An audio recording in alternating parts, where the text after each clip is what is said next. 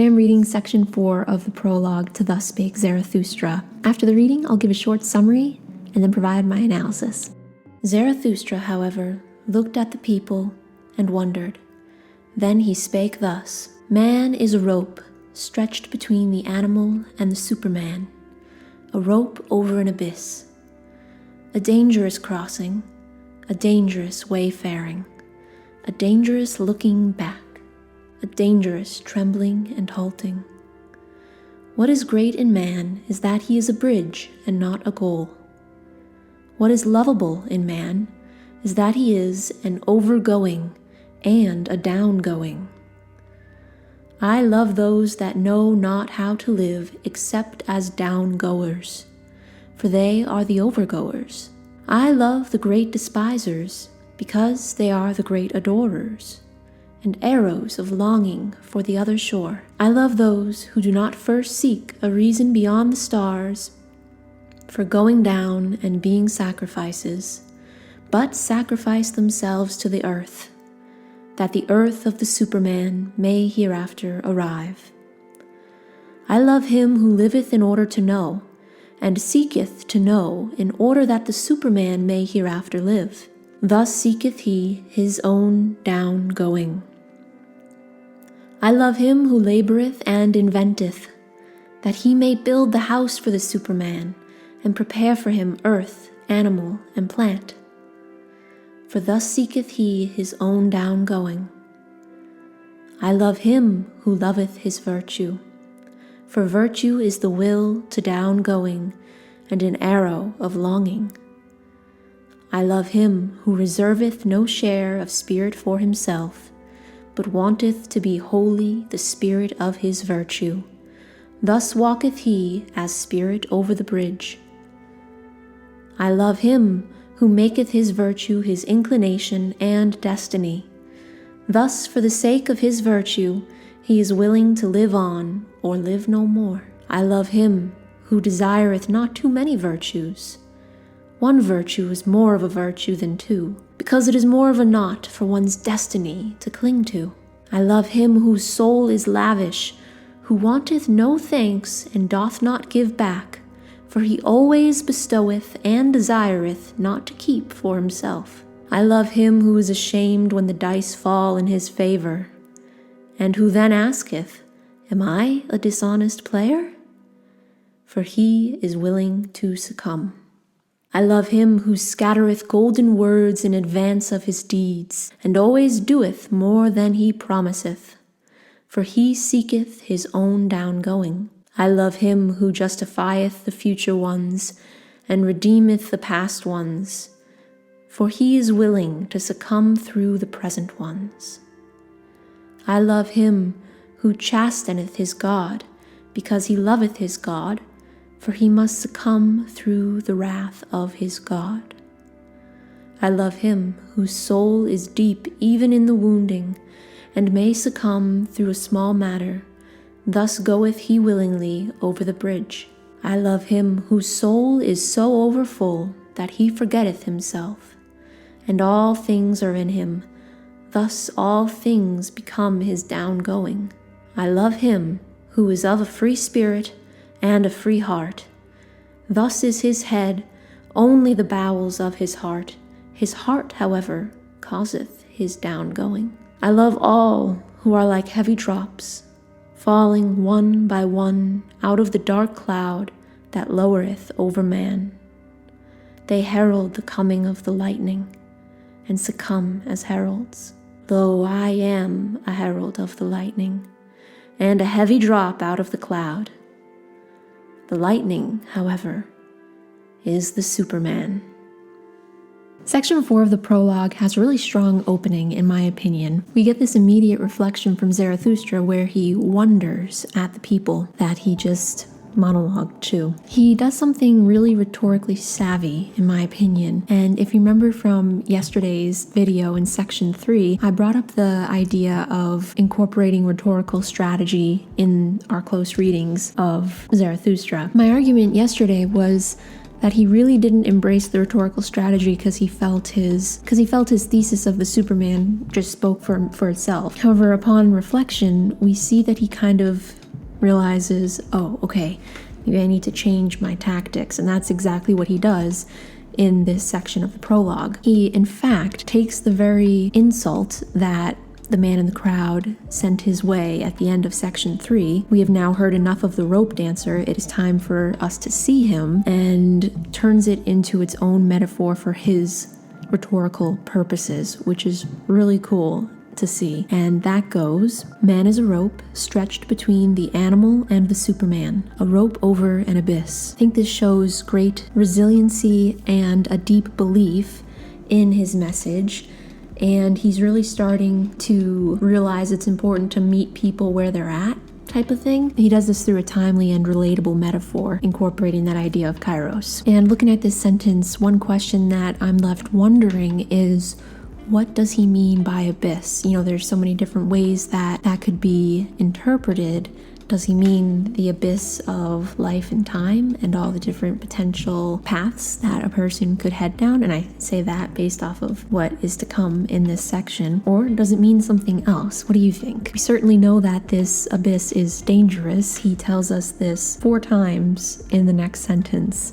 A dangerous crossing, a dangerous wayfaring, a dangerous looking back, a dangerous trembling and halting. It's kind of that idea of no matter what path you take, all potentialities house some danger in them, whether you decide to cross or not to cross, whether you decide to cross and hesitate or go boldly forward. You know, no matter what approach you take to traveling through life, there's inevitable risk and inevitable danger. I think Zarathustra kind of copes with this potentially overwhelming idea of no matter the choices you make, there's still that inherent risk. That's just the price you pay for being alive. Is there's always risk of anything that you try to do, any endeavor that you pursue. And he offers my favorite line in this passage, which goes, "What is great in man is that he is a bridge and not a goal." The way I interpreted that was, using my modern lens on this, I immediately started to think of self-improvement. And then upon thinking of that, it got me to remembering this quote I had recently heard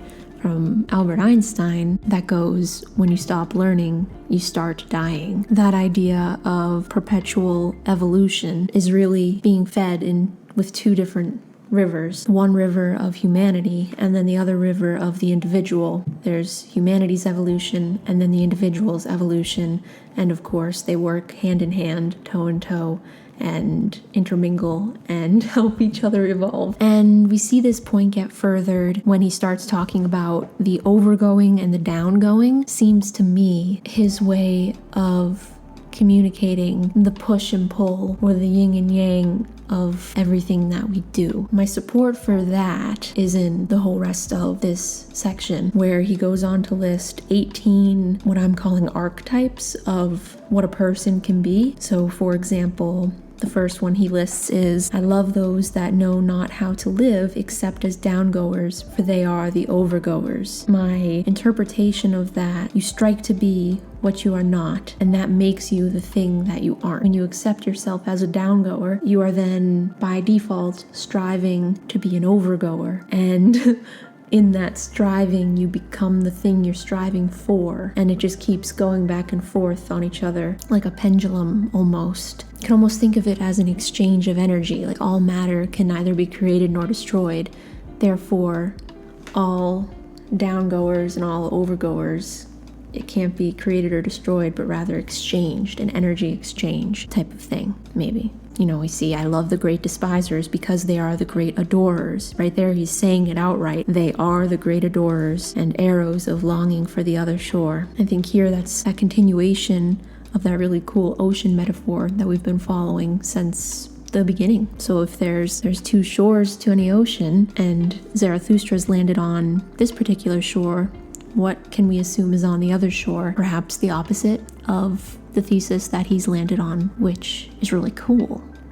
I'm curious, what do you think on this? At the third, "I love those," he starts bringing in Superman, or the Übermensch himself. He says, "I love those who do not first seek a reason beyond the stars for going down and being sacrifices, but sacrifice themselves to the earth, that the earth of the Superman may hereafter arrive. My first instinct on what Nietzsche is saying here is, or one of the ideas that popped into my mind when reading this, was the idea of like Darwinism and survival of the fittest. I think his argument that people are a bridge, not a goal, or not a destination, lends itself to this section of this passage, because it seems that he's communicating there must be sacrifice. And I think sacrifice could look like a lot of different things. It could be literal sacrifice through death, or certain sacrifices of the self in order to evolve on an individual level and on a societal level. Everybody has to give up certain things in order to accomplish other things. It's basic,